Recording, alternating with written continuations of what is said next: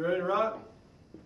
By completing this project, I didn't just become a better designer, but I became a better researcher.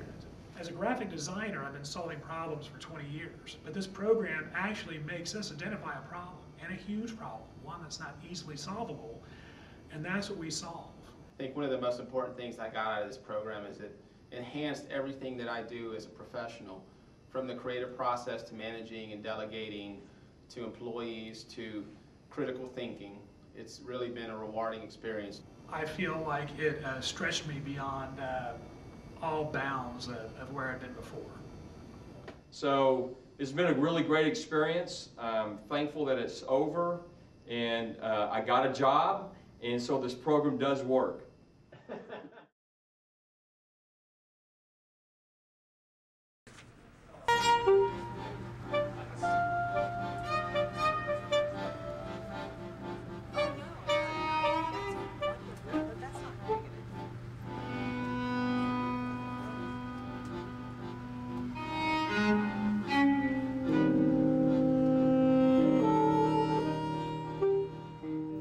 My name is James Bell, and the topic of my study is the intuitive association of color and sound. I really believe that all people intuitively associate color and sound. I built an online survey and surveyed 425 people over 3 months to get their perceptions of color and sound. I have taken some paintings, Andy Warhol's Marilyn Monroe, Van Gogh's Starry Night, and by using my process and research, I have converted these visual images into oral images or sound.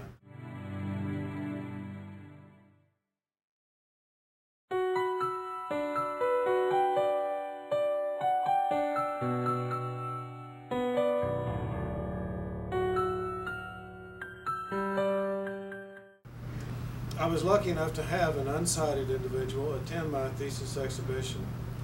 One of his comments was that for a person who has never seen before, this may not be a big help, but for someone like himself who lost his sight later in life, it's a tremendous help in helping him relate to and remember the colors that he can no longer see.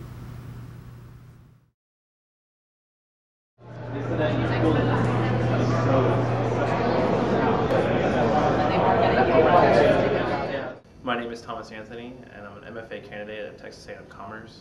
My thesis title is The Universal Disaster Relief Symbol System. Well, words are real big needs in crisis situations. That's really where a lot of language barriers are housed. You've got foreign volunteers coming in, you've got volunteers that are already there, and a lot of people, it's a lot of disarray as it is. So I started talking to the Red Cross, UNICEF, Salvation Army, kind of just get across what the need is in their situations, what are the needs of the victims that are there, and where my symbols can impact the most. Across the board, I came across 3 different areas that really where the need is, and it's with medical, food, and shelter. So that kind of gave me my 3 categories. From there, I decided, okay, let's just start making symbols for those 3 categories. So in order to better plan out exactly what these symbols are going to do, I designed a brand guide, which I have on these boards over here. So in the brand guide, you've got the 3 different areas. You've got the medical, the food, and shelter. And within that, you've got 2 different sections within that, victims and volunteers. Then from there, I kind of showed in the brand guide implementation of the icons, and then also a special set of symbols. There's actually 3 sets that are special. Waste management, communication, where do I need to go, who I need to talk to, where's my loved one, and restrooms. Those are kind of across the board in each 3 areas, just symbols that are going to be universal. So I know it's all of you thinking, okay, that's great, you've come up with some really great symbols that are for disaster relief, but these kind of only relate to one culture, because I'm American, so I really only have an American view. So one of the great things that I was able to do is I'm actually former classmates with a Tanzanian student. His name is Mkuki Bagoya. And I talked to him, I had my brand guide in hand, sent it to him. I said, hey, this is what I'm doing. Can you translate it into Swahili, into Tanzanian? So I created a survey online. One survey is in English, one survey is in Swahili. And Mkuki gave it to his friends, I gave it to my friends, and we got really good data on that it works. The symbols mean what they mean, and people understand them.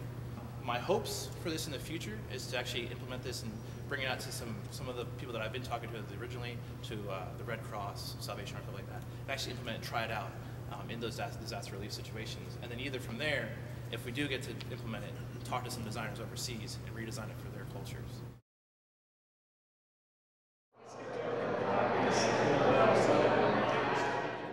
My name is Casey McGarr, and the title of my thesis is On Time, On Task. It's a visual system for ADD, ADHD kids for task management in the home. ADD, ADHD is one of the most common neurological behaviors in children ages 6 to 12 years old. And I have found that there's not any type of system or tool that these children can use in the home, preferably the parents helping their children in the home. Children with ADD and ADHD, it's all about routines and getting them to finish a task, but really showing them what the step 1, step 2, step 3, step 4 of these tasks. I produced a series of cards that their children would use at the kitchen table, and a placemat that would be on the kitchen table, and a routine board that attaches to the refrigerator. I tried to get all the products that I designed in the kitchen area because it's a place where all the family communicates. So the cards that I used were bright and colorful. They had children's faces on them, and they were meant to do one task at a time. So for instance, if the task was brushing the hair, the child would take the card, brushing the hair. When they finished, they would bring the card back to the kitchen table. They would pick up the next card and they would complete that task. And I think through the whole series of these tasks, it kind of keeps them on track. It becomes a routine for them, so they can sit there and manage their own tasks by themselves without the parent involved. Children that have ADD and ADHD, most children are on medication. So this product is not in place of the medication. It actually works in the morning before the medication is taking effect, and in the evening when the medication is slowly wearing off. The last piece that I'll show you is the results of success. So when I did the beta testing and these parents chose a few products, I also gave them a questionnaire afterwards, and they chose what they thought about it. The question was, did the product help in organizing the tasks? And I got 2 major responses, and it was quite a lot, or absolutely. And this one, did the product help your child feel empowered? And they all chose quite a lot. So from the start of the thesis research and the discovery of what these design products can do for children in the home that have ADD and ADHD, and especially the parents to help their children stay on task and have a routine system, I think it was very successful.